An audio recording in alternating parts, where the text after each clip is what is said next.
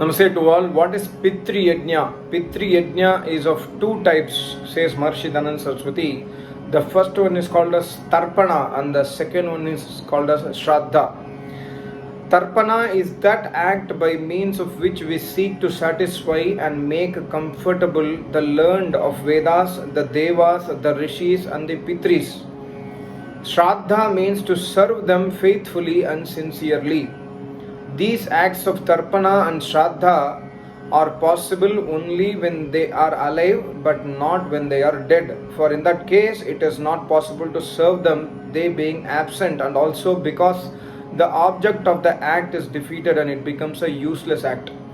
So doing Shraddha and Tarpana, which we are doing in today's time in the modern Hinduism, offering water, offering food to the departed souls is against Sanatana Dharma, it's against Vedas, because the main purpose of Tarpana means is to satisfy, make tripti, satisfy our elders, satisfy our parents. Pitris means alive parents in this context.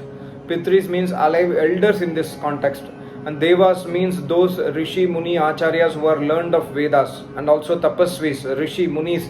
So serving them by food, giving them shelter, giving them gifts, article, etc. Serving them and making them satisfied is called as Tarpana.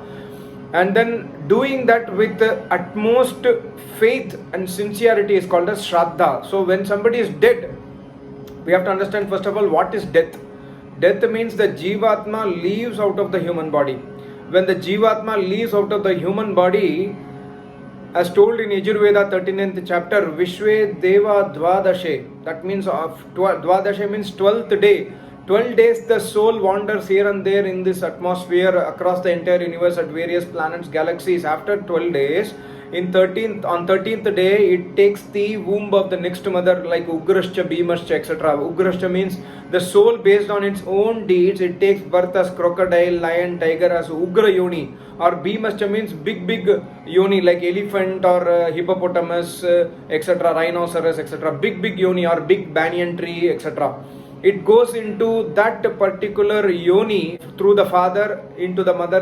The Jivatma takes the next birth after 13 days. So Jivatma, when it is not having a body, it does not consume any food.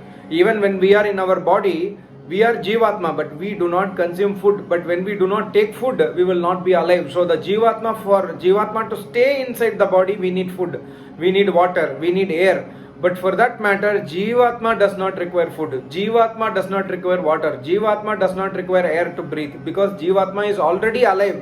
It is already Chetan Tattva.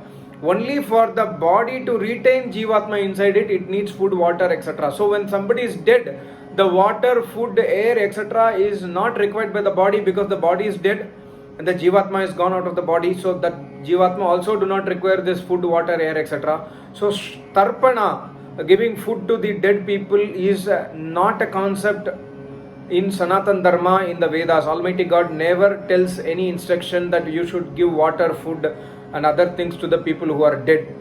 And Shraddha also, people yearly, they celebrate some ceremony on a yearly basis today in the Hindu custom. This is not part of the Vedic Sanatana Dharma. This came after the Purana, the Garuda Purana, etc. have been written, whereas Garuda Purana was recently written in the last 1000 to 2000 years only. It is not written by Vyasmuni. So this procedure of Tarpana, etc. are coming from the Puranika books, which is against Veda. So we must always try to stick to the Vedic Sanatana Dharma, because Vedas emanates from Almighty God. So we must understand the concept of Vedas from Acharyas. So that's what Maharishi beautifully says, that the object of the act is defeated. The reason why you are doing Tarpana means to serve parents. Your mother is hungry, your father is hungry, your Acharya is hungry, you go and serve them food, they will get satisfied, they will give you blessing.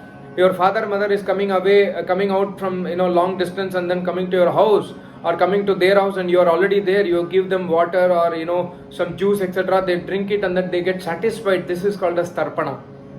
And Shraddha means to do that with utmost faith and sincerity. That some people serve the elders, but they have a grudge inside them. Oh God, I have to do this activity. I am not liking this, but I have to do it. This is not called as Shraddha. Shraddha means to do with sincerity, to do with faith. So Maharishi further says in the Pitri Yajna, the teaching is that this act is to be performed with reference to the living beings alone, because in their case only service is possible owing to both the server and the served being present at one and at the same time and place.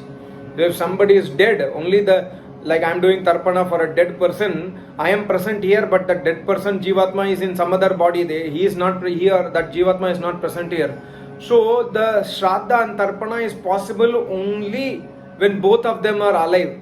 That means the person who is doing Tarpana and the person who is receiving the service, both of them are alive in the human body. So Shraddha and Tarpana is impossible when somebody is dead. That's what he says. And further, beautiful Veda mantra, the mantra Yajurveda 19/39 states, Punantu ma deva janaha, punantu manasa diyaha, punantu vishwa bhutani jata vedaha punihi mama. So the mantra says, O Almighty God, purify me. In every way absolutely possible, please purify me. May the learned acharyas, may the learned rishi muni tapasvis who are devoted to you, who are always in your meditation, and they always obey your will, they always obey the Vedic commandments, and who are extremely good people and extremely nice people, wise people, may them also purify me. That means the mantra says, Yajurveda 19/39 states that you can get purified only when you get accompany sangat of those wise people, learned people, acharyas, rishi, muni, etc. Otherwise we can never get purified. God's knowledge, Vedas, can purify us only when we listen the Vedas from Acharya. If we do not listen Vedas from Acharya, just merely reading book, it will not impact us. Maybe we can understand that knowledge will come, oh okay, Vedas has this thing, but we cannot implement it because we do not have an Acharya. So that's what this mantra says, may the learned people, Acharya, Rishi, Munis purify me. And further, mantra says, may our intellect become pure by meditating upon you. I am sitting on meditation, I am thinking about Almighty God, I am doing everyday Gayatri Mantra Upasana, I am doing everyday Agnihotra, because my Acharya has taught to me. My Acharya has taught the meaning of Gayatri Mantra to me.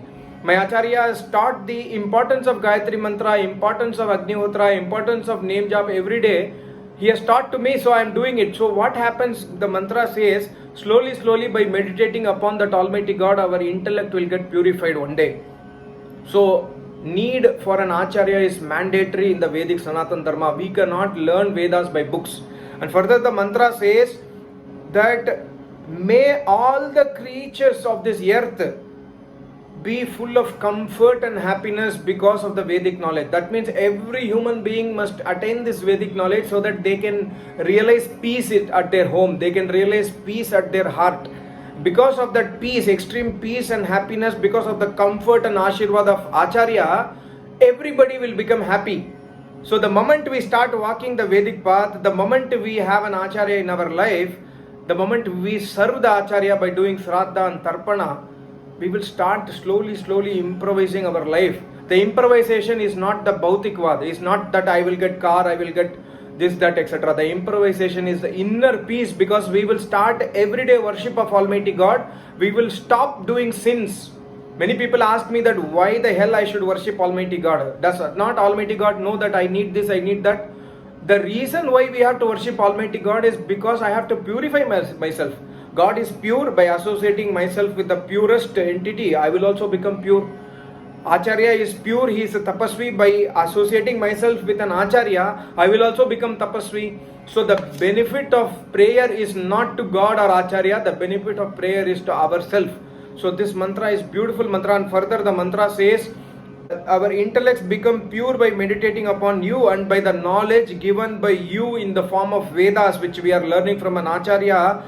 By that knowledge, may all the creatures of this earth be full of comfort and happiness and pure through your favor. So we must always associate ourselves with Almighty God. We should not run away from Almighty God. Like many people take arguments with me in YouTube. Everybody every day takes arguments with me that you are anti-Vedic person, you are anti-Sanatani because you say that God idol worship is prohibited. I am not anti-Sanatani. I am trying to say what Vedas say. Here God says, we are praying to God that you are the one who are favoring me. I want to come to you, Almighty God. You have to favor me. So God will do favor to us only when we walk the path of dharma. He will not show partiality.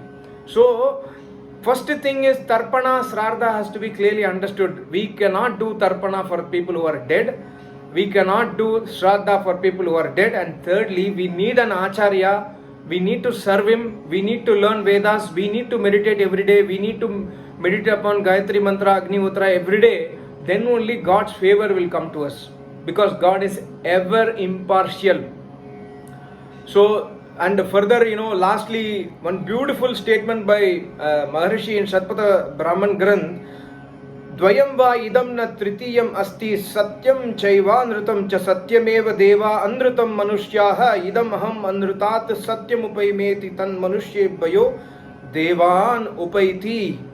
This is first shloka of Shatpatha Brahman. It says there are two characteristics, the truth and the falsehood, which divide the men into devas and manushya. A normal person always try to speak falsehood for his selfish benefit, whereas here the Shatpat Brahmin says that devas resort to truthful act, they follow dharma, and the manushas to false speech for their selfish actions, false thought and false actions. That is, these people are called as manushya. We should not become manushya, we should try to become devas. And further the Rishi says, hence one who renounces the falsehood and accepts the truth and follow the dharma is counted among the devas. The reason why we should do Shraddha and Tarpana is we must become devas. The moment we start become devas, means learned of Vedas, Almighty God will favor us. Almighty God will show us the right path. Almighty God will reveal His truth inside us. So this is the reason why we should do Shraddha and Tarpana. Shraddha means to serve an Acharya, to give gifts to Acharya, to give him food, to give him shelter, to give him every possible service, because Acharya in return will give his knowledge to us. He doesn't expect our service, but we have to do our service because we want in return his knowledge. So once he is satisfied, happy with us, he will obviously give his knowledge to us. And by understanding that knowledge, we will implement that in our life to walk the righteous path. And that is why here Rishi says, don't become a human being, become a deva. Because normal human being or manushya, they will do false things, they will do false actions, they will try to do drama that I am a good person in front of you, but I will do kam, krodh, madlob, ahankar behind the camera. This is the characteristic of a normal manushya. Whereas devas, the rishi, muni, tapasvis, always they are in their eternal supreme bliss, and they will always speak truth. They will always walk, they will be always impartial. So these are the characteristics of devas. So we must try to do Shraddha and Tarpana for achieving this path. I hope you understood. Thank you so much. Namaste. Om.